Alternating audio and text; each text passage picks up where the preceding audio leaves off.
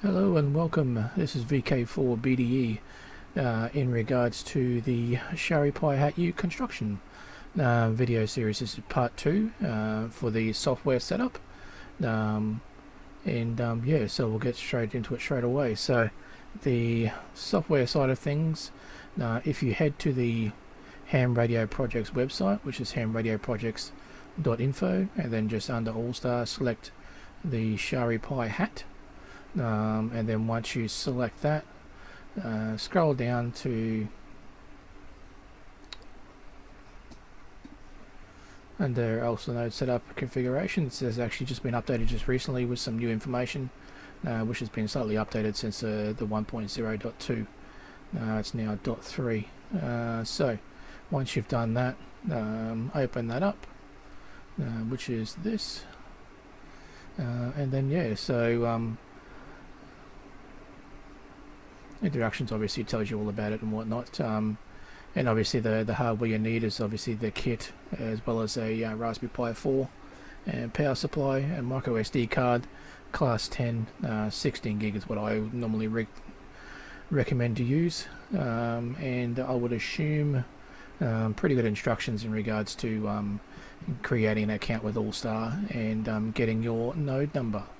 So that part there, I'll leave that up to you. So I'm assuming that at the moment you've obviously already done all this and getting ready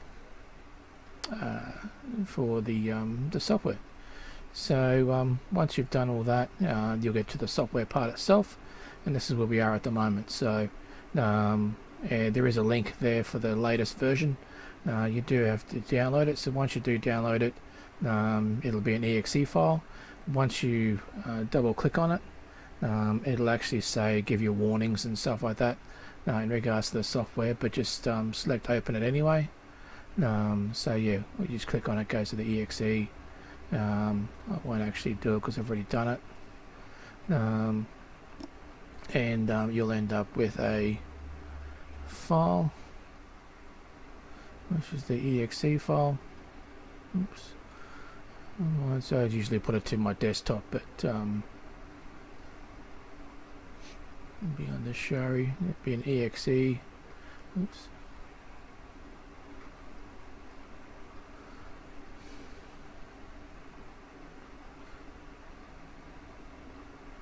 Whoops, RPI.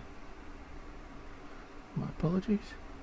Yeah, so you'll have yes, that one there, and once you double click on it, it'll then expand and actually give you, yeah, just good, don't run more info, run anyway,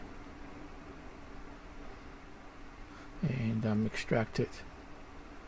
Yeah, I've already done all this, so it'll probably do it again. And then what you'll be left with is actually that file there, image.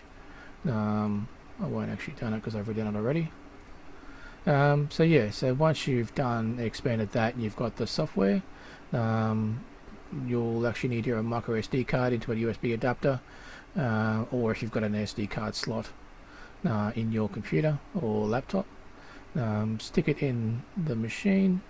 Make sure the actual SD card is formatted before nice and clean. If not, and it's not a big deal, a lot of the software will actually write over it and actually clear it anyway. So and that's going to be the next part. So once you've done all that, these are some of the software that we'll probably be using. Obviously that's the image, which is now 14, so that's a little bit different. Win32, WinSCP, and there's also another one which is MobiXterm. So if you go to their website, which is here, so mobiXterm.mobiatech.net, and then get MobiXterm now.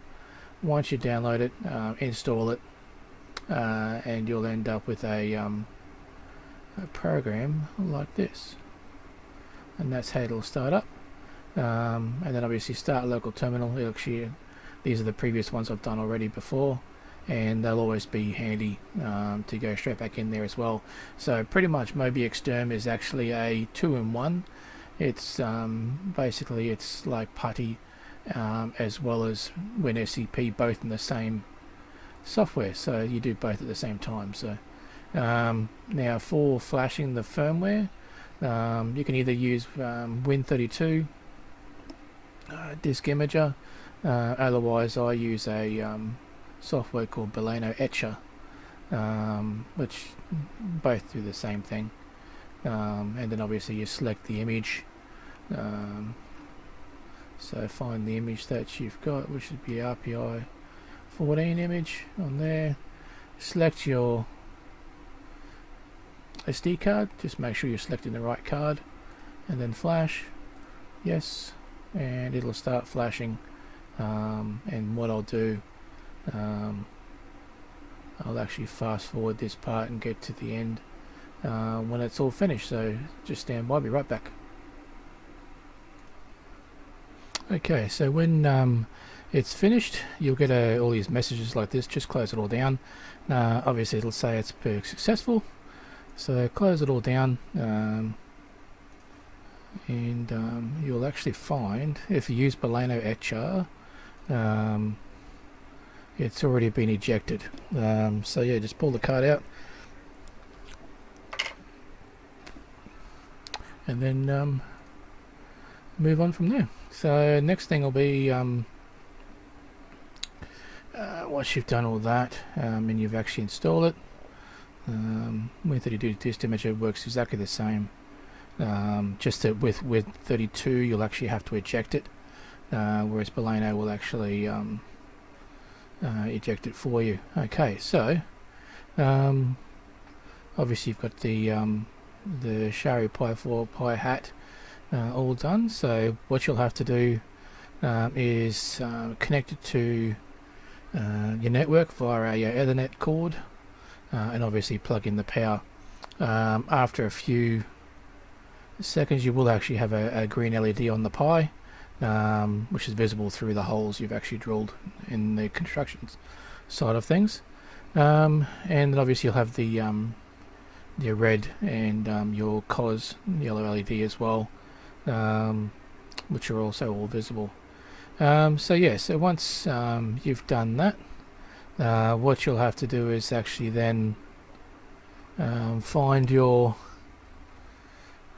node's IP address, which, as it says in the instructions here, if you actually have a radio going, you'll actually hear the IP address come through. If not, there is another way of doing it. You can actually use a app on your phone to also find it.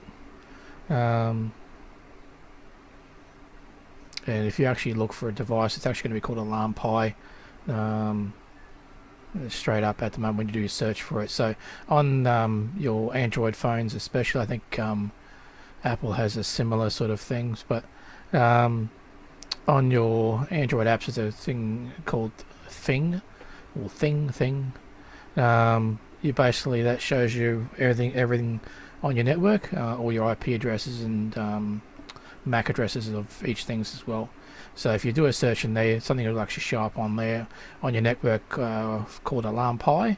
Grab the IP address of that, and then start your MobiXterm or WinSCP or S if you're going to use PuTTY, but in this example I'm going to be using MobiXterm. So so I'll just go and find the IP address and be right back. Okay, so in my particular example, it's 196.168, sorry, .1.193, and you should get, once it's finished, it should show up there asking for your password.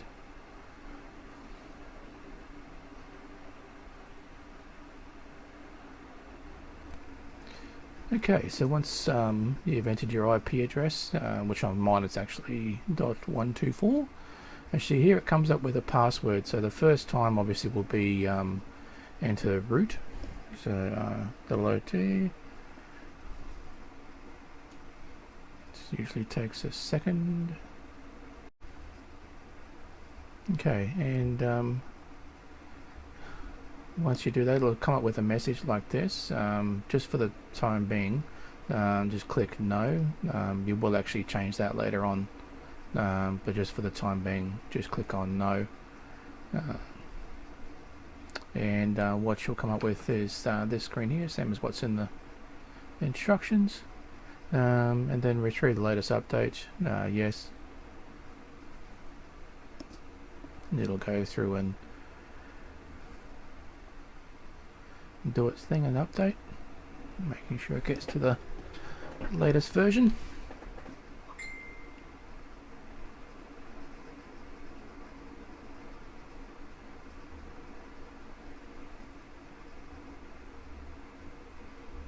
Okay, and obviously it's been updated, and click OK, and it'll go for a reboot.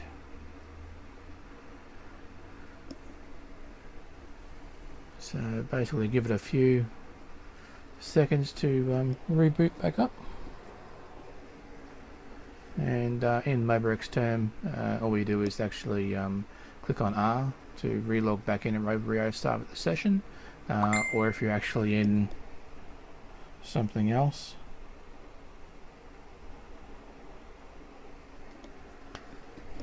like Windows CP or one of the others, yeah, so R, and then back into root again. Oops.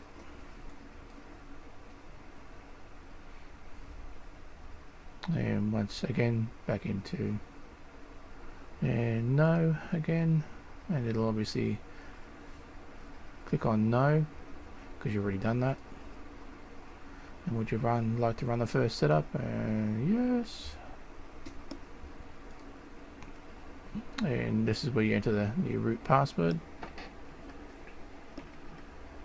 So, and make sure you write this down, because you'll need it again, well, obviously when you restart the Pi, and that's obviously when you save it. So okay, one of the biggest things, especially with when you're doing Linux, is you do not use the numeric keypad when you do use numbers. Use the top row of your keyboard, not actually your numbers on the right hand side. Otherwise it'll put in the wrong information. You'll have to start from scratch and then restart the first time script. But if you happen to do that, just come back in, get into SSH in, and then your first time .sh, just type that in. It'll come back to this side of thing again and go through the updating side of things and blah blah blah. Otherwise, okay, so once you get onto here, there's a private node, no, add your public node number, which in this case 40381, and yes,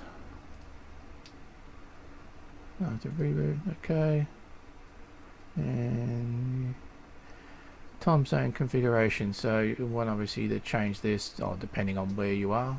If you're American, New York, well, keep it the same, but I'm not, I'm actually in Australia. So yes, I want to do that. So building all the time zones around the world. And then using your up and down arrow, go through and find the one that you are. So for me it's actually Australia/Brisbane, which is a fair way down. Oops. Straight past it. And Brisbane, press the space bar and then press enter.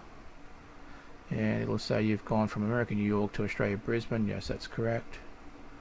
Now this one here it comes up as Alarm Pi. If you want to change that, you can, or leave it as Alarm Pi. It's up to you. I like to change mine, so yes, I want to change it. So what I normally do is actually put the /sign and /40381 for the node number.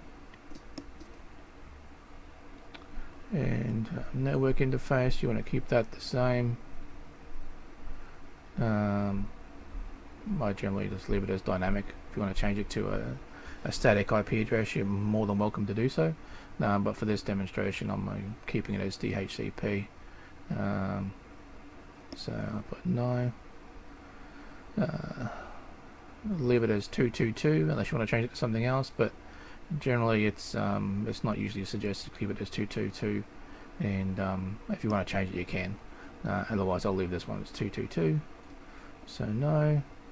So the IP address I'm currently is 124 and port 222, so that's all correct. If that's okay, reboot.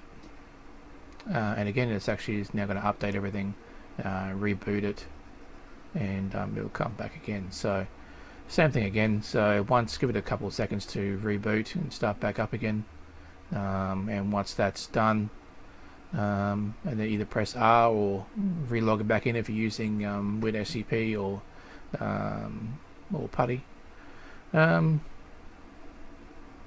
So using PuTTY. So R. So this will be now your new password.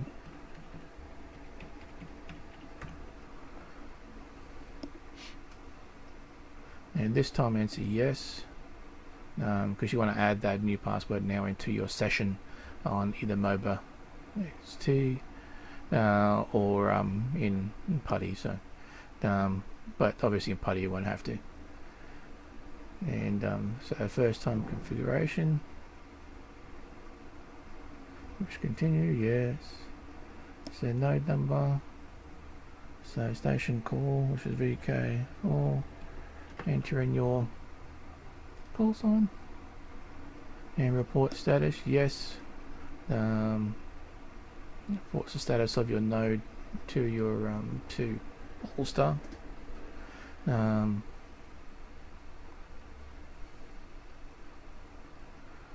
voice ID or CW, that's entirely up to you.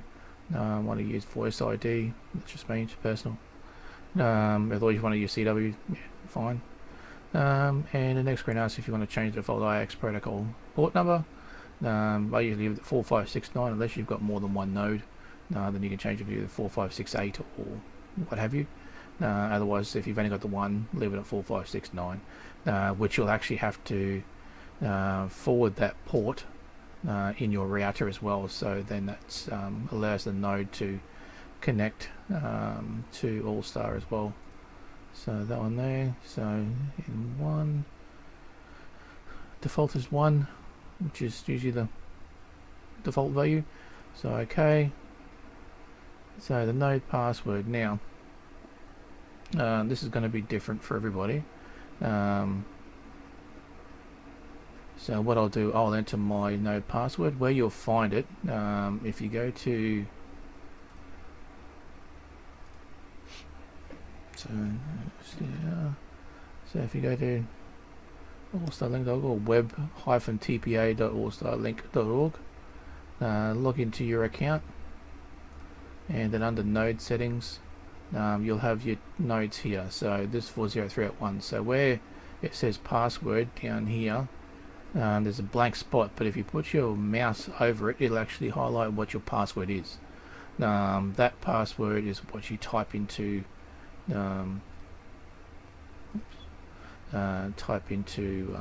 into here. So what I'll do, I'll pause this, enter in the password, and then click OK, and it'll get to the next session. So back in a second. Okay, so after you press OK, you'll get to the IXRPT password. Do you want to do that? I'll click on yes. I'll enter in my password and then continue on. Okay, so simple USB configuration. Once you get to that, click on no, because you'll actually be doing that later on once you get into the module setup. So just for now, just click on no. Do you want to restart Asterisk? Yes. And this will actually restart Asterisk side of things, not actually reboot the whole thing. And obviously then you'll get your menu list, which will actually show up at the top, obviously your node number, IP address, and this is your menu. So so once you go to that, then you'll be getting onto the simple USB configuration. So if you go down to item 12, and once you go to item 12, obviously run selected item, and you'll come up with the menu system here. So once you get up to there, obviously you'll get that menu. So, and obviously what you'll have to do is actually enter into these items. So those have to actually be capital. It could be lowercase. So on the screen, so you just type in B and then enter, and that should say disabled, which it does. You press F and then enter, enabled, which is the same as what that is, and then G, enabled. And if you have a look where it says B, and if you go up to here, you'll see toggle arrows boot is currently disabled. So just like it matches all this. So it was originally enabled, and now it's disabled. So once you finish there, you press W, enter, which actually writes it, and saves it, and then press 0 to get out of that, or enter, sorry, and then 0, and that gets you back to the main menu. So that's one part done. The next part will actually be going into the actual program for the 818.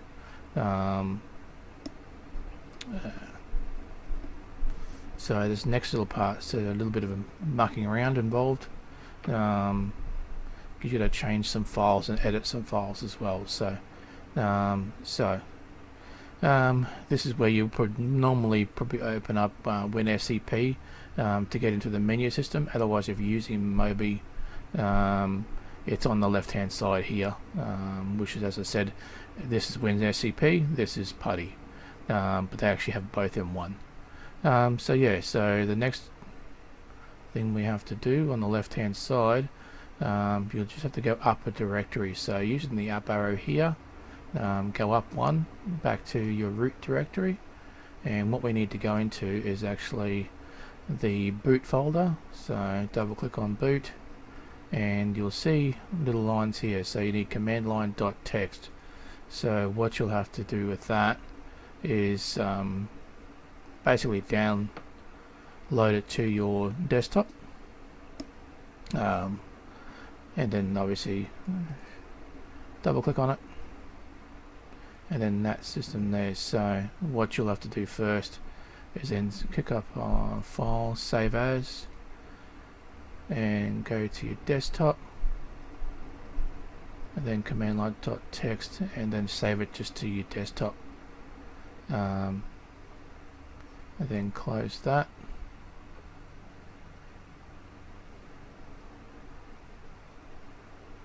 And once you've done that, just close all this.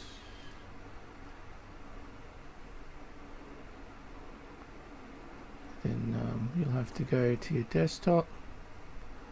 Obviously there's nothing on mine, but if you go to your desktop and you'll see command line .text, what you'll have to do is actually edit that, and then change it to like I've put it here. So command line underscore backup.txt, and then keep it as that. Then what you'll have to do, that's going to be the original file, and then go back into Mobi, and then what you'll have to do is then upload that backup file. So using the green up arrow, which they've called it import, but it's actually upload. So then find that particular file, so that one there, and then open, and that'll actually add that to the system. So that's your backup of the original, because we actually have to make some adjustments to this original file, so that keeps the a backup of it. And then what you'll have to do next is do the same thing to the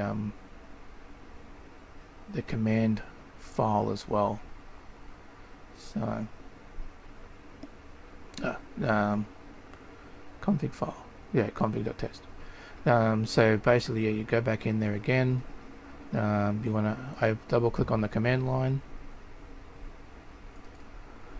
back in the original one. This is one you're going to modify, and then as they've got in here, take the highlighted black versions out. So where it's console, so after root weight, so take that out.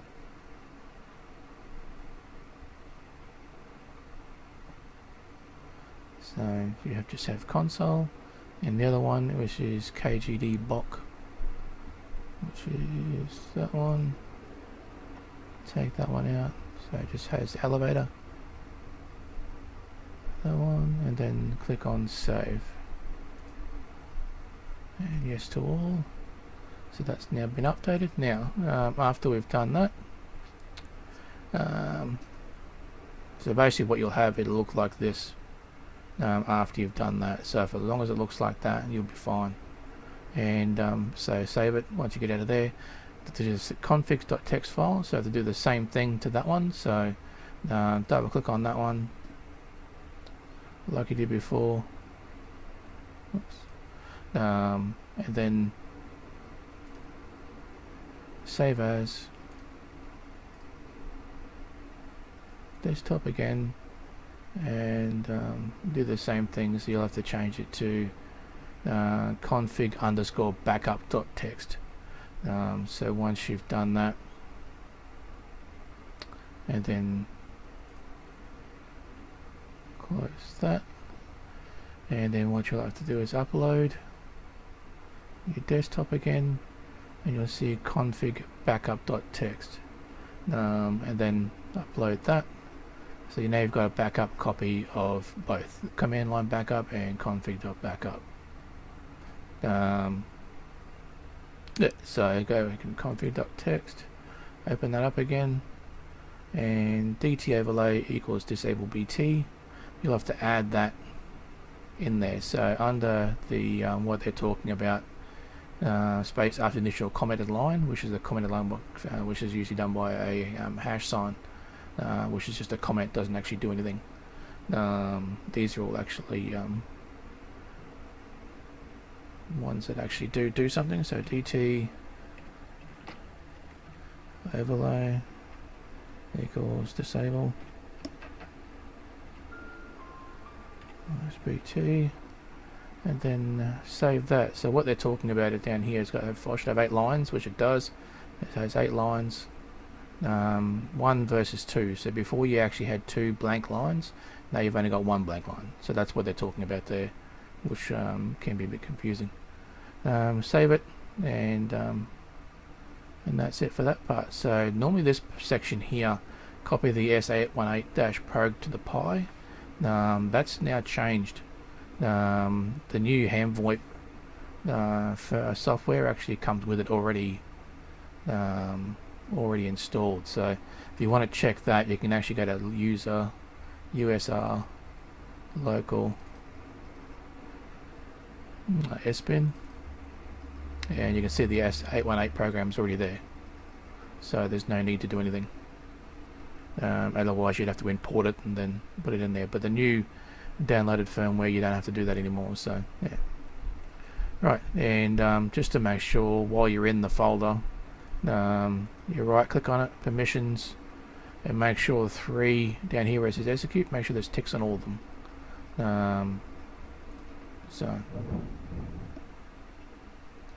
Okay, so once all that's done, you've got to reboot the Pi. So reboot the whole Pi, which is number 15. So number 15, reboot the Pi, you reboot.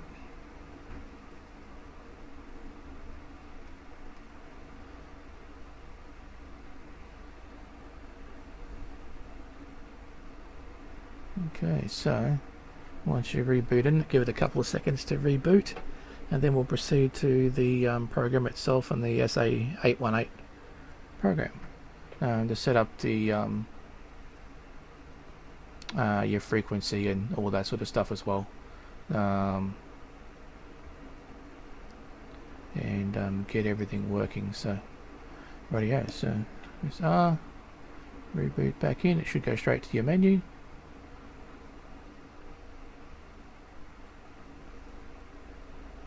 Okay, so once we do that, you'll have to go down to number 9, start bash shell interface. So go into there, press enter, and it'll come up with this.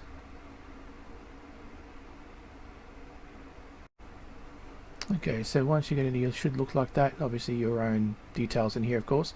Now we have to go to a particular directory, so type in cd, oops, in the right spot, cd space /usr /local /sbin, and it should show up as sbin, which means obviously you're in the sbin directory.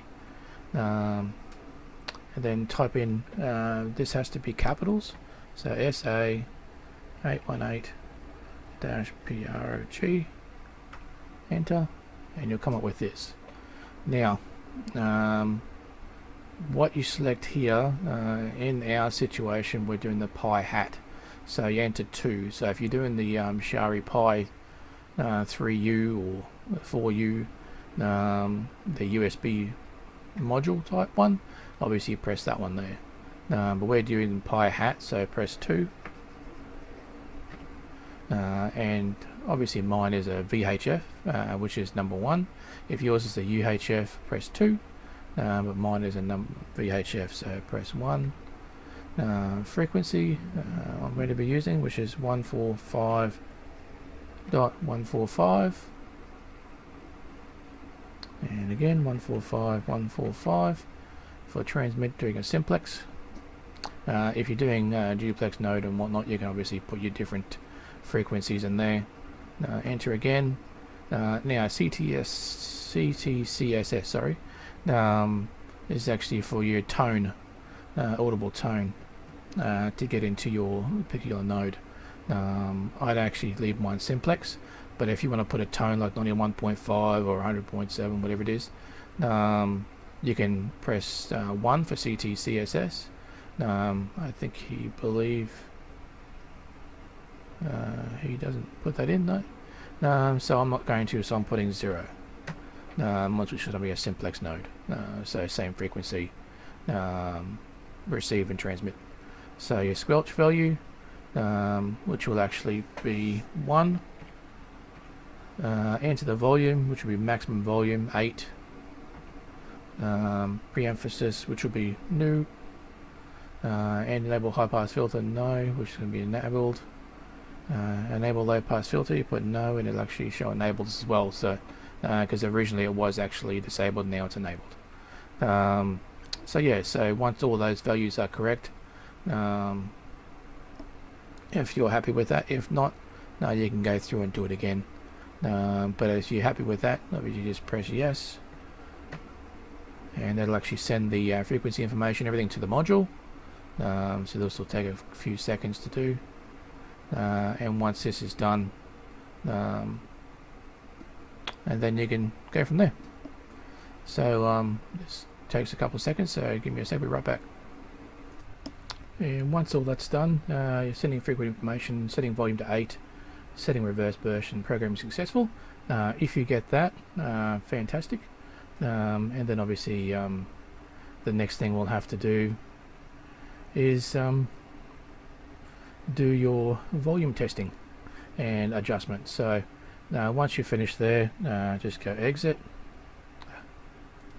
type in there, be good, and go to the main menu. Then obviously you have to go to 12, run simple USB menu, and you're back into this again.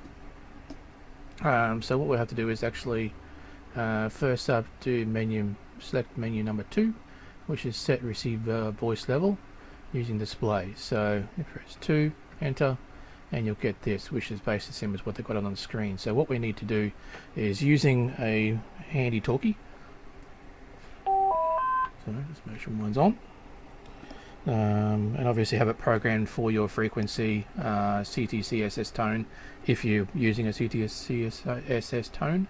If not, then obviously just a your frequency transmit and receive for simplex. So what you need to do is press the mic and obviously just do a test voice, and what you'll need to do is it needs to be adjusted to reach just past your 5 kilohertz.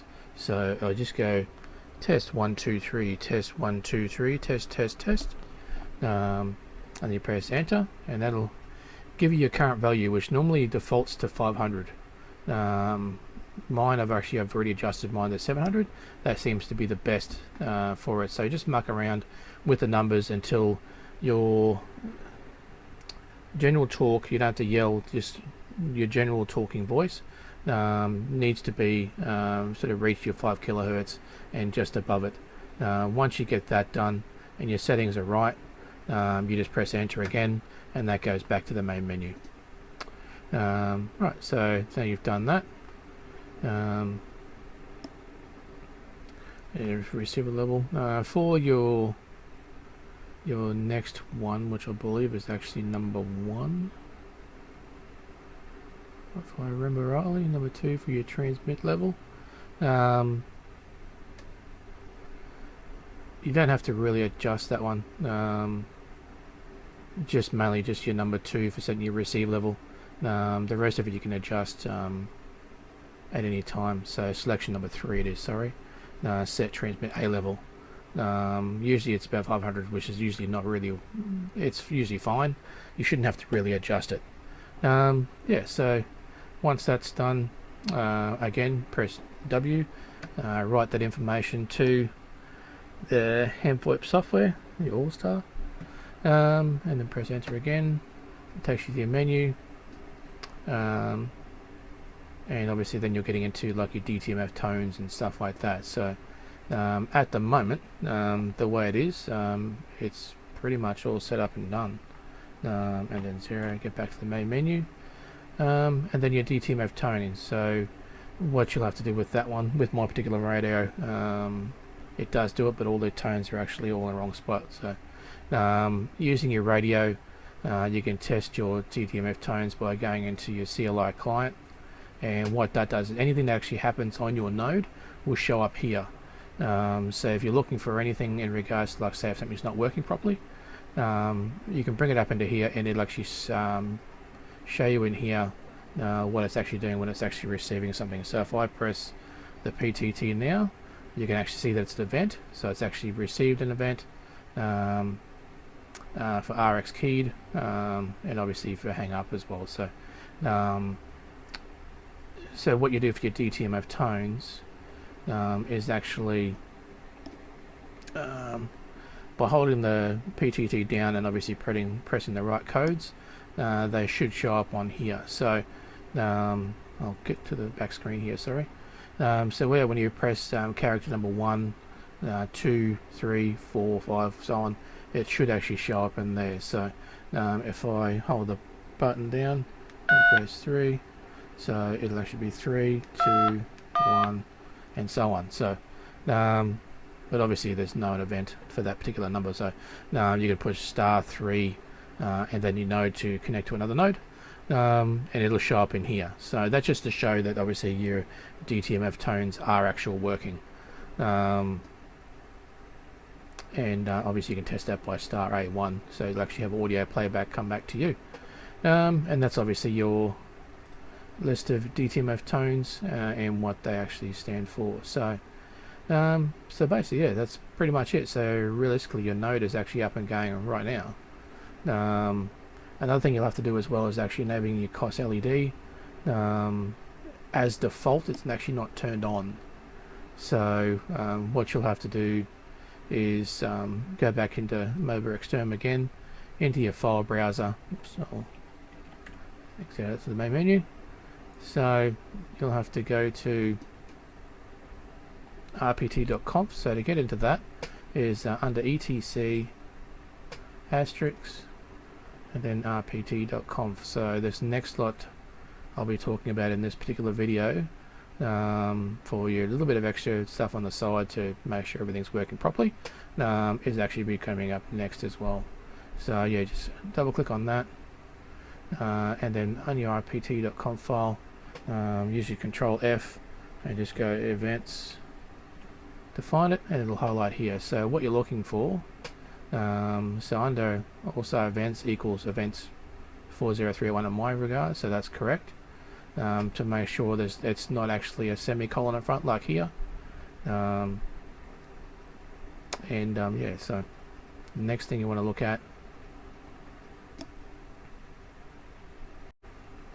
is look for these two lines down further. So if you scroll down, oops,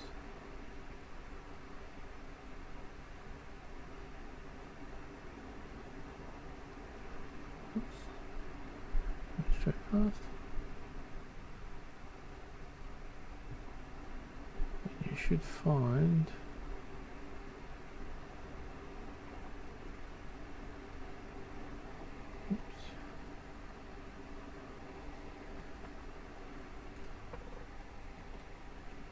Control F again, COP.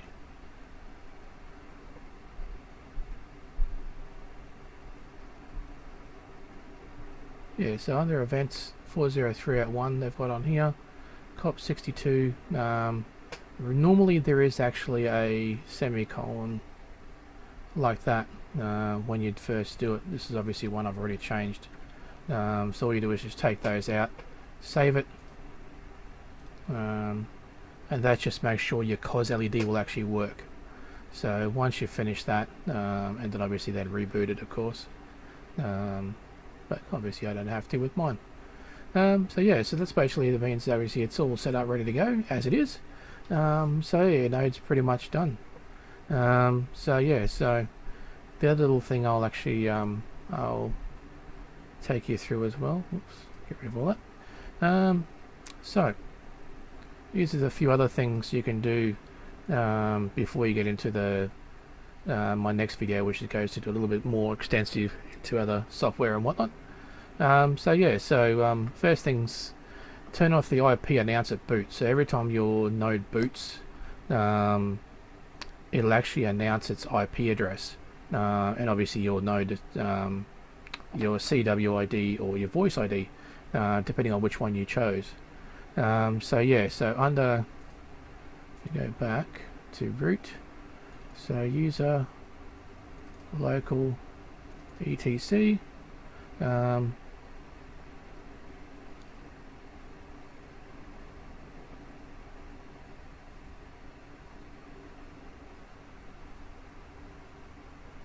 and under rc.allstar,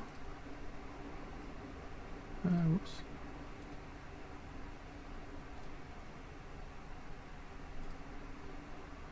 Okay, for some reason it won't let me open it. Okay, alright, I'll fix that. You may have to do this in WinSCP. I do apologise. For some reason it doesn't want to open up in there, so open it up in WinSCP, put in your password.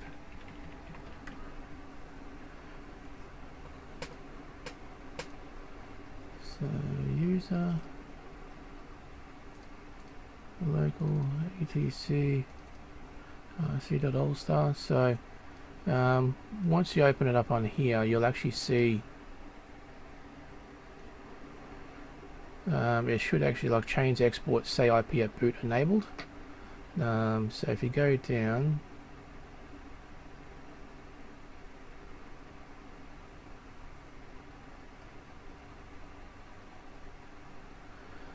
yeah, so say IP,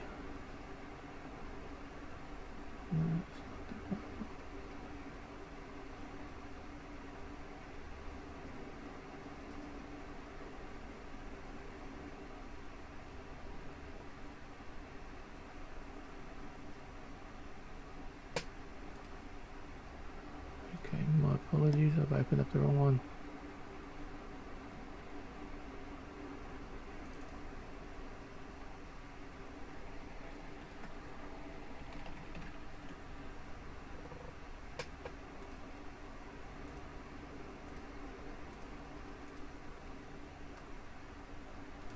Okay, sorry, my apologies. It's actually under allstar.env, oops, which is here, sorry. And down to where it finds export say IP at boot equals enabled, which is what it normally would be. Change that to disabled, and then obviously save it. close it, and that'll actually no longer happen, which is fine. Okay, so next thing we'll have to do is back to here, is making sure your Allstar node is actually showing up. This is actually going to be doing Supermon, so you can actually look at your node via a browser. So under list and stats, node list, and then just type in your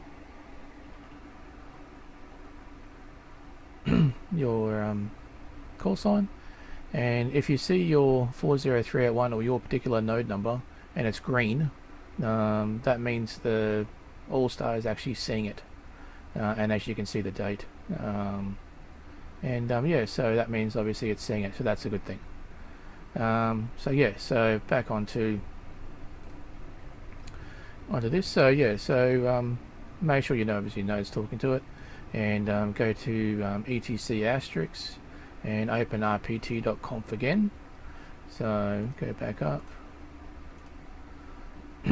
etc asterisk. We've got to change a few things, so rpt.conf again, and what we need to look for is actually right down the bottom, and what you'll have to enter, these are all already been done. So originally you would have actually had 40381 equals radio at 127.0.0.1 and 1999 radio, so you'll have to just have the two. What you'll have to add in is actually 40381 or your node number equals radio at your local IP of your node slash 40381 comma none in capitals, basically as it's there, but obviously your IP address, your node number, and that's basically it. So, and then once you finish that, again save and close. And what you'll also have to do as well underneath that one, I haven't actually done it in this one, but enter another line with the same thing, but instead of your local IP, put in your external IP address if you want to access it outside. Same thing again, but obviously your external IP, but also make sure you do enter your port for your external. Internal you don't have to worry about it, but external just make sure you put colon 4569 or whatever port you actually forwarded in there, and then again always save. So yeah, so that's that one there. So the next one you'll have to do manager.conf, and once you get into there, what we're actually going to be looking for is admin secret. This one I've changed about 1,000,000 times, so so secret equals your password, so enter that one in there. That usually shows up blank when you first open it, so put your password in there, save it, and then close it. The next thing, change the secret to your password, just straight to etc, so httpd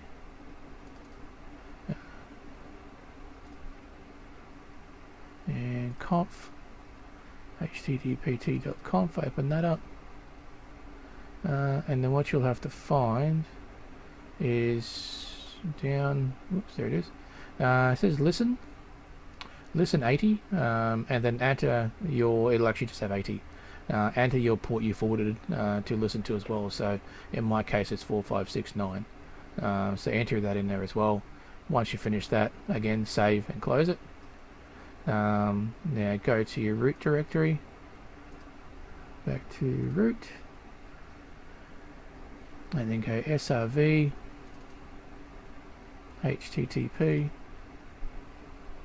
supermon and allmon.ini, so you'll have to edit that one, and at the top here you'll have your node number, everything that's here, but you'll actually have password, which will be a generic password that probably put in there, or it'll be blank, one of the two. Put in your password again. This is just an example, my different one's actually different password, this is just for a test. So again, once you've done that, close it, save it, close it.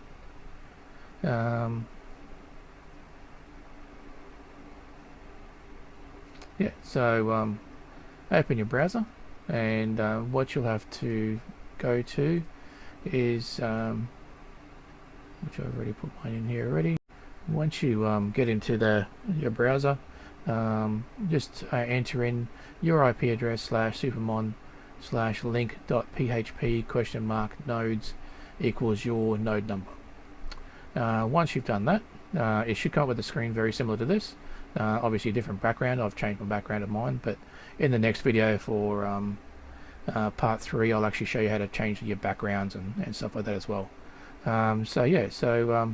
And just log in, which is admin, and your password you entered it into your manager.conf file, and then that'll enter into your node, and it'll obviously give you all your details here, besides your external IP, which is actually changed just recently. Your local IP 4569 and your details here, so that'll show your node number and show you actually are physically connected, and then you can actually connect and disconnect to other nodes. Do a lot of things here as well for doing reboots, configuration editors and everything else as well. It's actually a fantastic little program. And that's it. So next, once you've done all that, and you should see your dashboard. So that's basically it. So your node is ready to go. You can do all your adjustments and change a few things as well. So in the next video, it'll be showing up a little bit extra things in regards to changing your backgrounds, information here, and changing other few things as well to make it more user friendly. And obviously they're getting into the DMR side of things and everything else as well. So alright, thank you very much. It's a fairly longish video, so I'll put on to part 3. Actually, someone's already. Oops, no, it's gone. Yeah, so everything works and it shows up on here as well. That's basically it. So too easy, guys. It's VK4BDE 73s, and see you in the next video. Thank you. Bye.